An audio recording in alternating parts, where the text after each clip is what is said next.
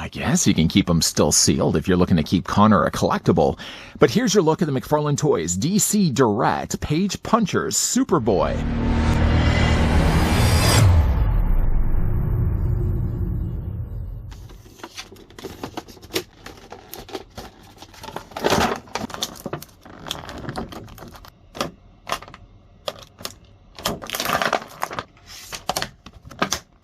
Some heroes are made, not born. A combination of Superman and Lex Luthor's DNA, Superboy was an outsider from his inception. Raised in a lab and aged to maturity in a public spotlight, Superboy went from a younger teenager with an attitude to a more mature veteran of the superhero team Young Justice.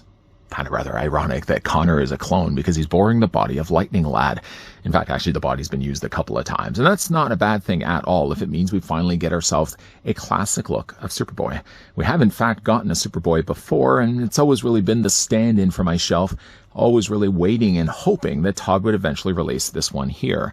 We're going to kind of talk about all the things that come included with the figure, like his display stand, like the fact he comes included with a comic. But let's just back it up a bit first, and let's take the tape measure.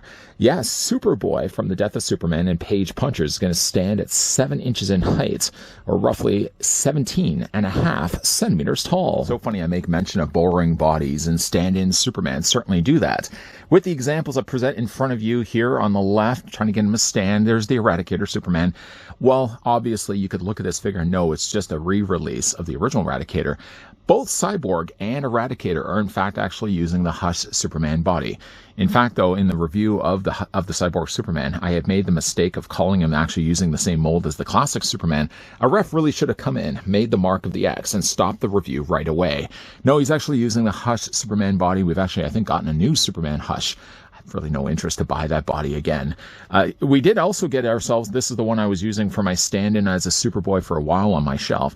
I mean, it's an okay Superboy. It really did want to get a classic looking Superboy, and I'm glad to say we finally have one now. The drawback, though, of that is while we are getting a slightly more younger version of Superboy, doesn't have the stubble on his face. The thing he also doesn't have on his body either is his leather jacket. Yeah, missing his leather jacket is already a strike for Superboy, but perhaps the figure may redeem himself with all the other things that he has. First, that he gets himself a brand new display stand. Not new in the sense that it's a circular display stand or that in walking distance there's a peg that can plug into either one of his heels, but that now they are using a new DC logo. The thing about it, though, is I'm not really sure which way it's supposed to be facing. Generally, though, I tend to have my pegs. So if you're looking at this, my figure, well, okay, but what's the best example I can use? Here we have, for example, the original DC logo stand. See how the peg is kind of in a corner to that, so the DC logo is always facing forward. So if you put your figure down on this, for example, and I'm just using the example of my fingers right now, you're still looking at it this way, and you still have the DC logo front and center, facing, I feel, the right way. The thing they've done now about this, though, is they've changed the configuration of the display stand, or the way that you're going to display the figure on your shelf. You're not likely to display it this way. Why are we spending so much time talking about display stands? Stay with me. You're not likely to put the figure on this way, because obviously the logo's facing the wrong way. You can't put it really, well, you can't put it this way, because the DC logo's facing the wrong direction. The way they tell you, based on the way they've printed it, is that for all intents and purposes, you really should have the figure this way. So you would take yourself, of course, the Superboy and display that way. I don't think it's necessarily a wrong idea. I would rather have had, though, the DC logo sort of, again, more in the middle. But again, based at least on that, it's supposed to be on the side. It looks very much like the James Gunn kind of DC logo we're getting now. I guess it's really just DC Comics moving forward with the way that they have it. I love this look of the logo. For a while, I don't know why we had to kind of go and modernize things. It's kind of really hard to make this out, but this is like the DC logo we've had for so long. Going back, I feel just at the basics of what the DC logo should have really been right from day one. I know, again, we're just spending a whole lot of time talking about this. I'm going to spend more time. We're just going to move it off to the side. The figure does also come included with a trading card, which, speaking of the side, I don't know why I had it over there. He does have a very classic Superboy card. Because it's also a Page Punchers and a DC Direct, it's also bordered in black instead of white. You got the red font of Superboy down below, but a classic look of the character. The same look of the figure's face, by the way, is on the back. His real name is Con-El. His debut is The Adventures of Superman, Volume 1, 500, number 500, June 1993. I'm having a real hard time. Ugh. That's wipe away my eyes, my virtual eyes. It's basically just a camera. But I feel like I'm getting a little older when I can't make out the font. Am I the only one? It's a lot certainly easier to look through it at the camera. There's also a paragraph read right here that you can read for yourself. It's a nice looking card, but again, it's only just serving as a reminder, more of a reminder, that I feel the figure should have had a jacket. Let's put that off to the side. The figure, speaking though of Action Comics, or speaking of Superboy, we have Superman or Superboy #1. Now, this does have Reign of Tomorrow on the side. I don't think you'd really confuse this with the original Superboy comic that we got, because essentially, like, you would have had the Reign of Superman each coming forward and feeling like they are the true Man of Steel. And then from that, they would have broken off and had their own subsequent issues. I still have the original issue of Superboy sitting somewhere. It's one of the few things that I still kept from my childhood. The Reign of Superman, Death of Superman, obviously, and the Breaking of the Bat with Nightfall. Still have those comics. If we were to, though, flip through this, the only thing that's also a big giveaway that this is clearly not the original classic comic is that we have an advertisement, obviously, inside for McFarlane Toys. Batman doing the Bat-2C. Ouch. Oh. Ah.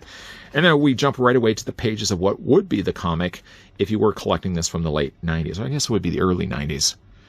Just love the artwork, the art styling in this. And then on the back of that, a big advertisement again for McFarlane Toys. So again, I don't think you'd ever really be buying this on eBay. Try not to sell this to somebody with the idea that this is the original comic. First of all, I don't think you'd get much for it. I think this original comic would probably, is it worth maybe like $6 to $8?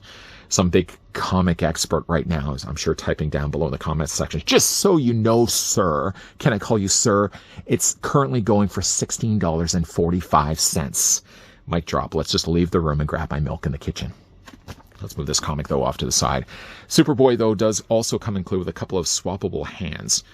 Now, some of these hands I don't think were carried over from... I don't think Lightning Lad had either one of these hands. Lightning Lad basically starts with a hand that he has now. Connor Kent, or Jonathan Kent, also did have that version of Superman, also basically used this exact same body. But you get yourself some hands, a thumbs up hand and a gestured hand if you want to use those instead. Basically just take the hand that he has, just pop it easily off the peg. If you're also wondering, the cuff of the glove, is that something that's going to fall off? It falls off only if you pull it. So don't pull it. Let's take ourselves the thumb. We'll just put that in place. I find these hands are really easy to change. Pop off the other hand. Again, we don't feel the need to pull the cuff off. And just pop that also in place. Now, I have not yet done this. I'm sure if you've already seen the fact that I already brought in this original Superman, Superboy, which, I mean, isn't using it all the exact same body. No, I mean, maybe different, same thighs, maybe same thighs. Clearly, though, different lower legs. If you were wondering, though, could you swap the head out for this guy and pop it over here? That way you get yourself the jacket. I'll be honest with you guys. I haven't even tried it. You probably could try it if you want to, but I haven't honestly tried it. What do you mean you didn't try it?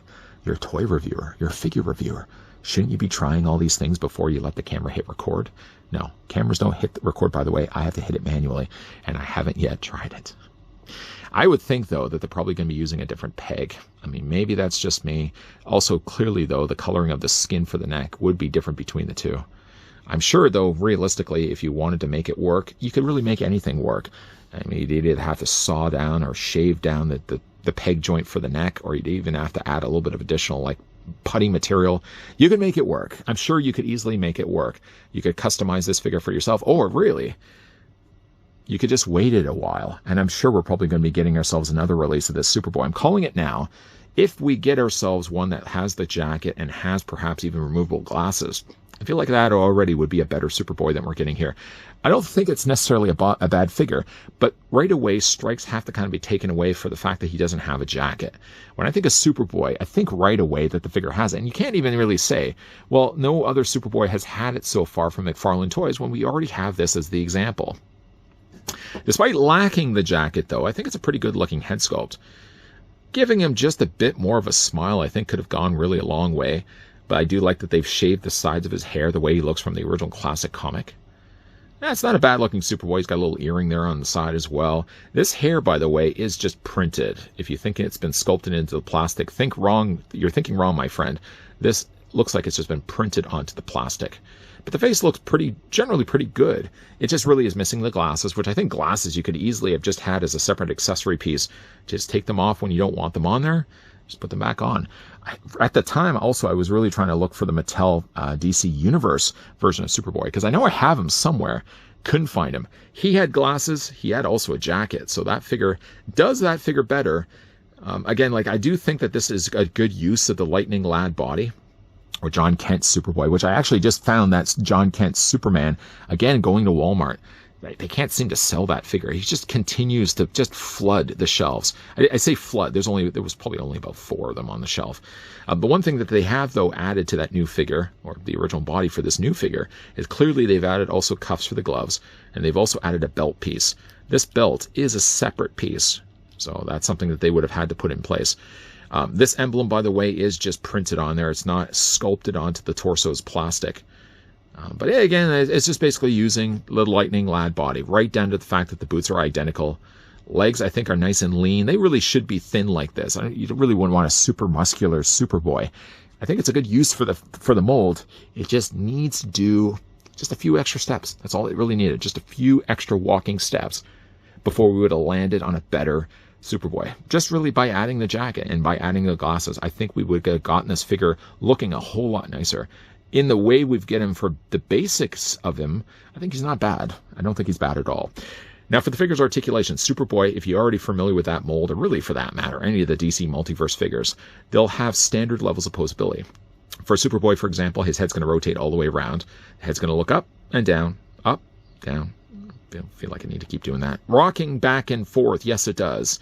The upper torso is going to be on a ball joint. The lower abdomen is also on a ball joint. The one problem, unfortunately, though, of using this, I don't want to say this mold, but every once in a while you'll get this with one of the Todd's figures, is when you are moving the torso about, you'll notice that it leaves this very unsightly gap for the top where his abdomen stops and the top of his torso, his lower torso, begins. You have to kind of keep correcting this. And one thing that's also helpful is you can just kind of sort of take the belt and put it over top. But when you are moving it, though, you are going to notice it's going to start to make a gap space. It's a bit of a shame. As for his arms, though, no shame at all. They do rotate all the way around. He can pull out successfully a T-pose or 90-degree angle bend. The figure does have swivels in his arms, his biceps, double hinge on the elbow, and the hands rotate all the way around. Do be careful, though, when it comes to rotating his hands. Not that they pop off, but if they do happen to pop off, the thing that will happen next is that the cuff will also pop off. So you want to make sure that it is all the way on there. Legs do split out. Yes, they do. Nice ratcheted joints that you can see working behind the scenes. Why do we always have to get so really awkwardly close to the crotch of these figures? But you can see there's the ratcheted joint. Legs go, in fact, forward and back. The one thing I will also say, too, is the color match isn't really quite there. I mean, you can see kind of the coloring for the legs. Everything from the legs lower is a brighter plastic than what they've used for the tops of the trunks. Being that they had to have molded both and not painted them, my guess is reasoning why this looks a little more faded is just because it's a softer plastic. I shouldn't probably be pressing so hard around this area. The figure does have a double hinge in his knee, no articulation at all for his boot. His ankles, however, move up and down. They also rock back and forth, and yeah, Superboy does also have toe articulation as well. Good Superboy? He seems to think so. He's giving already a thumbs up. I would say not necessarily a thumbs up. I would not say thumbs up, or I would say thumbs down. I'm sort of sitting somewhere in the middle. What we do have, though, is a more classic look at Superboy. So if you are one that grew up, for example, with the reign of Superman, or even a few pages back from that, the death of Superman, this would probably be one figure you'd like to have on your shelf. You may have done what I have done, where I'd had this sort of be my stand-in Superboy, with the hope, fingers crossed, pleading, that we would eventually get ourselves a new, I don't want to say a newer figure, but an older look to Superboy. One that certainly would work a little bit better with now the new release we got of Cyborg Superman. Again, I know there's also the Eradicator. I do really think that Eradicator needed to be a whole lot better. What would, in my personal opinion, make this figure a whole lot better? Just adding the jacket, adding maybe perhaps removable glasses so that if you want to have the glass a little higher up, or if you want to Don Johnson it and bring it down a little bit so he's kind of looking off to the camera. Jacket, I think, certainly would be one thing I would love to see the figure. And being that they already kind of I don't want to say tease it because obviously they're just using an illustration, a source material photo of Superboy. Perhaps that may be a tease that we may get ourselves a Page Punchers. Would there be a Page Punchers Red Platinum Edition Superboy? If there is one, it's unfortunate that this guy has to come first and not just be the definitive Superboy in the first place. One that mimics the appearance that he has on the front of that comic. One obviously that looks the way he does on the front of the card. I just think that this is a Superboy that will kind of be, again, a stand-in for the eventual better release I hope we're going to be getting, where he does have the jacket and perhaps even removable glasses. And then we would have a definitive Superboy. Looking at that DC logo, and it's throwing me off. I think what's really throwing me off, too, is that where they've also placed it means that the peg is closer to the front. Because if you look at a regular DC logo, now everybody just grab the logo that they have right now, see that the logo is now in the front and the peg is further to the front, further to the back corner. So when you put your figure down on that, they're kind of standing sort of centered to the base. With the DC logo now further to the front and the peg being sort of parallel to that, the figure always kind of feels like they're standing on the edge of the logo. And I know really when it comes to stands, they're really only needing to serve one purpose, and that's to have a figure standing upright so it doesn't fall over. Just yet, though, where they've placed the DC, it just is playing mind games with me. Playing mind games also with me, too, is looking at Superboy like this and just feeling that the figure is lacking something just because he doesn't have a jacket. I know that he has appeared in the comics without the jacket, so the existence of this Superboy is there. But yet, though, just growing up with the comic and the way that Superboy looked at the time of the reign of Superman, I really feel like this figure needed to have one out the gate. It's not to say that maybe not immediately out the gate, but maybe a few months from now we might even get a Red Platinum Edition Page Punchers or DC Direct. How they're going to name it, I don't really know. I'm sure, though, there's going to be a variant of this figure being released that's going to have the jacket and it's going to have the glasses. I'm asking, though, aloud, could we not have just gotten that figure in the first place? I said it. For those that probably would have preferred not to have the jacket, at least your expectations are that you're getting now yourself a Superboy that's using, the Lightning Lad body, and that's not a bad thing at all. It makes for a better looking Superboy. But is it a better looking Superboy without the jacket? I'm going to pose that to you. What do you guys think of Superboy? Let me know down below in the comment section. Do you feel like the figure needs to have the jacket and the glasses? Or do you like the way that he's looking without them both? If you guys also enjoyed this video, I certainly hope that you did, by the way, make sure you hit it with a like. You guys want to stick around for more? I hope so. Hit the subscribe. Yep, turn on the bell. Gets the reminders going for YouTube. But the most important thing is that you're also coming back. If you need a fix for all the things I've done in the past for DC Multiverse, McFarlane toys, and just in general, popping up also at the very end will be playlist. Feel free to give those a watch. They should be at your adjacent corners. Not just yet. Basically, when we fade to black and it cuts to my outro where the logo gets all electrified. All those playlists will be popping up there. Feel free to give those a watch if you have a little bit of time on your hands. As always, guys, thanks for watching. See you guys next time.